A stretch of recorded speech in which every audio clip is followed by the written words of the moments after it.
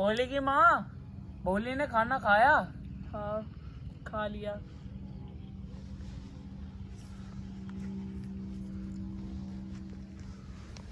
ये है सुलेखा।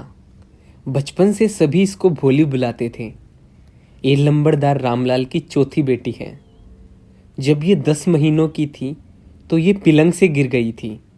इसकी वजह से ये दिमागी तौर पे कमज़ोर है, तभी इसका नाम भोली पड़ा था। आपको पता है, बचपन में इसका रंग बहुत साफ था, पर जब ये 2 साल की थी इसको स्मॉल पॉक्स हुए और तब से इसका पूरा शरीर खराब हो गया, बस आंखें बच गई।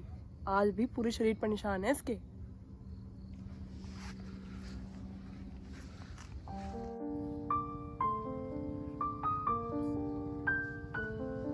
रामलाल के 7 बच्चे थे, 3 लड़के 4 लड़कियां। इसमें सबसे छोटी भोली थी। रामलाल गांव का संपन्न किसान था। खाने और पीने को बहुत कुछ था। भोली को छोड़कर सभी बच्चे हेल्दी और स्ट्रोंग थे। लड़कों को तो रामलाल ने पढ़ाई के लिए बाहर भेज रखा था। बेटियों में राधा सबसे बड़ी थी और उसकी शादी हो चुकी थी। दूसरी बेटी मंगला का रिश्ता हो चुका था। रामलाल अब तीसरी बेटी चंपा के लिए रिश्ता देख रहा था। सुनो, हमारी सारी बेटियां गुड लुकिंग और हेल्दी हैं। उनके लिए तो आसानी से दूल्हा मिल जाएगा, पर मैं भोली के लिए परेशान हूँ। न तो वह सुंदर है और न वह होशियार है। उसके लिए दूल्हा तो मुश्किल से ही मिलेगा।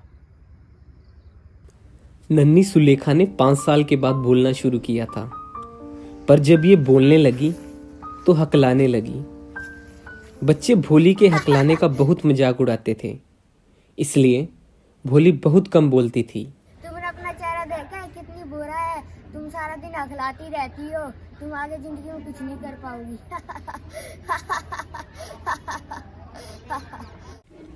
भोली तब 7 साल की थी जब उसकी बहन मंगला की शादी हो गई थी। उसी साल गांव में एक प्राइमरी स्कूल लड़कियों के लिए खुला था और उसका उद्घाटन तहसीलदार साहब ने किया था। रामलाल, तुम गांव के लंबड़दार हो, तो तुम्हें गांव के लिए एक एग्जाम्पल सेट करना है। कल से तुम्हें अपनी सारी बेटियों को स्कूल जरूर भेजना है, ठीक है रामलाल? Okay, well done.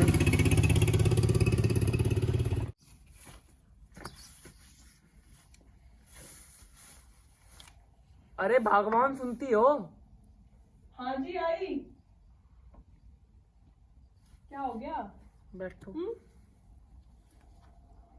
आज मैं तहसीलदार साहब के पास गया था। अच्छा। उन्होंने ये कहा कि तुम अपनी सारी बेटियों को स्कूल क्यों नहीं भेजते। क्या आप पागल हो गए हो? इन्हें स्कूल भेजेंगे तो इनसे शादी कौन करेगा? तो मैं तहसीलदार साहब की बात नहीं टाल सकता। मैं बताती हूँ, आप एक काम करो, आप भोली को स्कूल भेज दो। वैसे भी कौन शादी करेगा इससे, और अब इसके टीचर्स ही देख लेंगे इसे। कह तो तुम सही रही हो। भोली, भोली, भोली, भोली, चलो स्कूल लेके जाता हूँ मैं तुम्हें।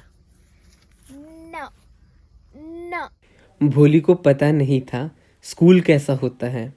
उसे लगा जैसे कुछ दिन पहले हमारी गाय लक्ष्मी को बाहर निकाल दिया था और उसे बेच दिया था, तो मेरे साथ भी ये ऐसा ही करेंगे। भोली पूरी तरह डर चुकी थी। क्या तुम पागल हो गई हो? मैं तुम्हें स्कूल ही तो लेके जा रहा हूँ। सुनते हो? इसे अच्छी तरह कपड़े पहनाओ और तैयार करो, वरना मैम क्या सोचेंगी इसके बारे में।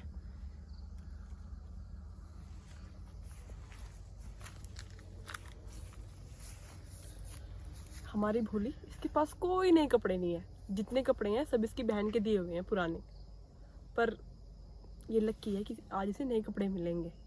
नए नहीं है तो वो भी पुराने ही। इसकी बहन है ना चंपा, उसके हैं जो धो धो कर सिकुड़ गए थे, वो पहनेगी आज ये। पर आज इसके बाल भी अच्छे से कंघी किए जाएंगे, उनमें तेल लगाया जाएगा, इसे नहलाया जाएगा। अब इसे यकीन हो जाएगा कि ये अच्छी जगह जा रही है।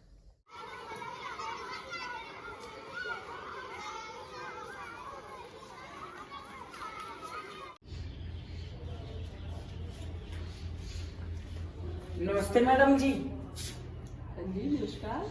ये मेरी बेटी भोली है। बैठ जाओ भोली, sit down। भोली डरी हुई थी। वहाँ काफ़ी कमरे थे।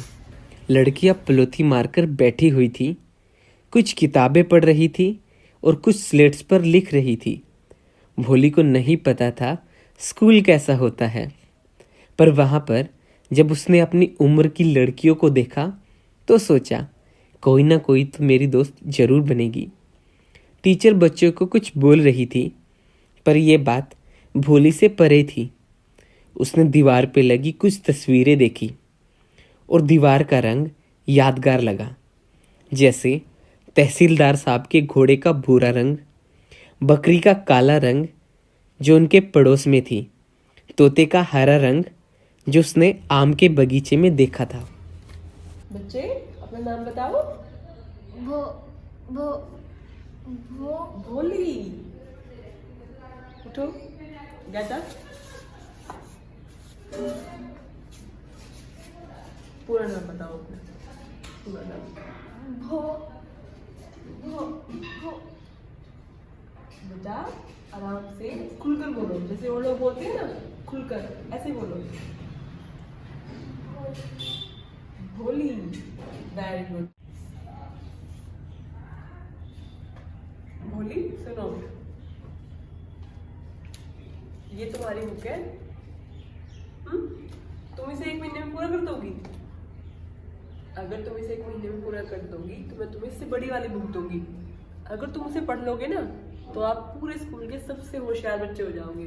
फिर आप पे कोई मजाक भी नहीं लेगा, कुछ नहीं कहेगा कोई आपको, ठीक है? लो अब आप घर जाओ, कल जल्दी आना।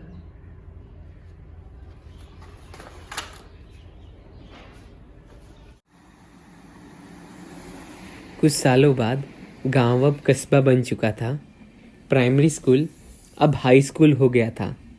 सिनेमा, कॉटन मिल और रेलवे स्टेशन गांव में आ गया था।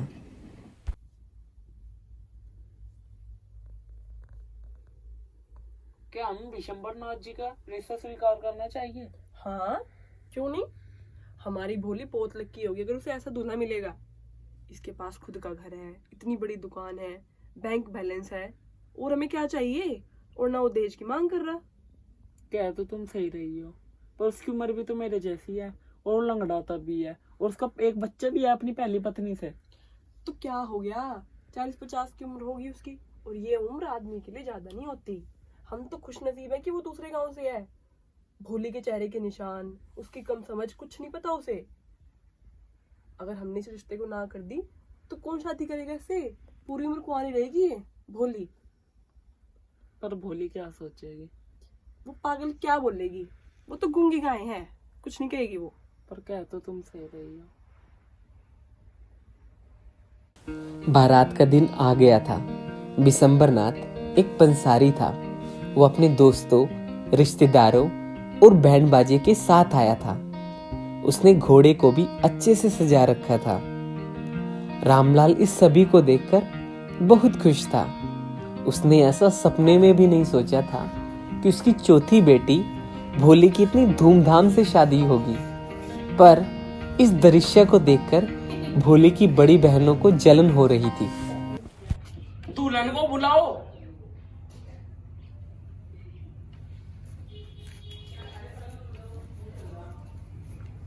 माला लाइए। आप लीजिए।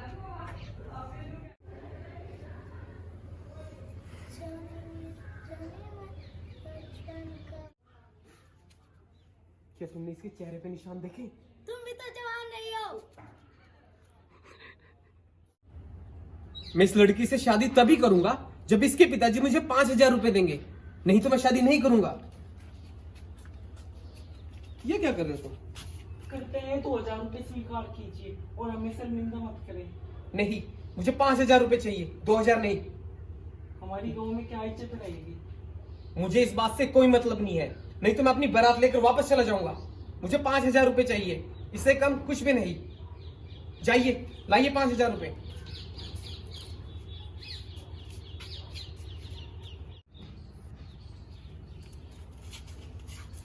लीजिए।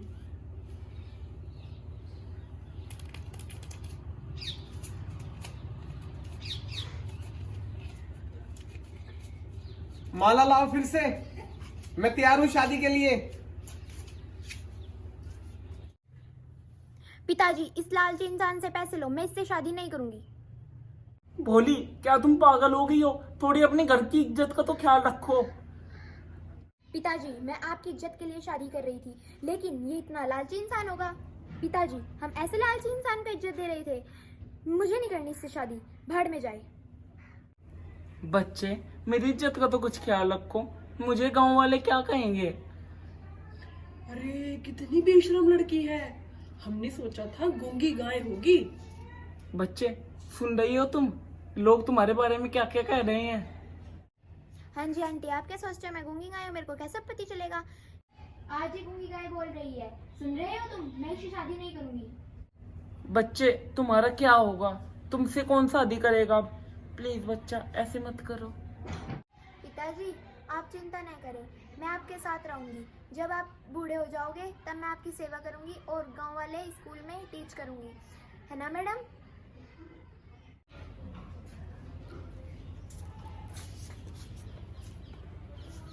हाँ जी बच्चे, मैं आपसे बहुत खुश हूँ। आपने जो किया बहुत अच्छा किया। आपको पता है, आज आप भोली से सुलेखा बने हो। मुझे आप पर बहुत गर्व है।